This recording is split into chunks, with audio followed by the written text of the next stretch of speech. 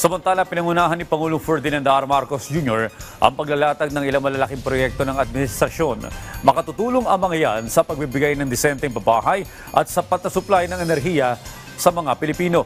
Si Clesel Pardilla sa detalye. Bago lumipad ng Amerika, pinangunahan ni Pangulong Ferdinand R. Marcos Jr. ang pinakamalalaking proyekto ng administrasyon na magpapabilis sa transportasyon, tutugon sa sapat na kuryente at magbibigay ng disenteng pabahay. Binuksan ni Pangulong Marcos ang bagong passenger terminal building sa Godofredo Ramos Airport sa Katiklan, Malay, Aklan. Layo nitong isulong ang modernisasyon sa air transport at pasiglahin ang turismo sa rehiyon.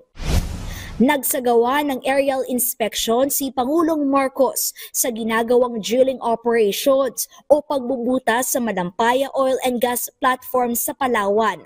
Bahagi ito ng Malampaya Phase 4 na inaasahang magbibigay ng karagdagang supply ng gas o kuryente pagsapit ng 2026.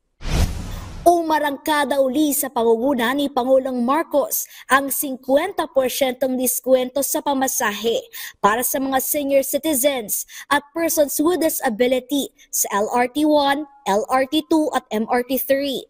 Sinamahan niya ang unang batch ng mga senior citizen sa inaugural trip ng Dalian Trains mula Santolan, Annapolis MRT Station. Ininspeksyon ni Pangulong Marcos ang bahagi ng Metro Manila Subway Project sa Camp Aguinaldo Station. Pinabibilis ang presidente ang paggawa ng subway mula Valenzuela hanggang Naiya sa Pasay. Target matapos ang Valenzuela hanggang Camp Aguinaldo segment pagsapit ng 2028.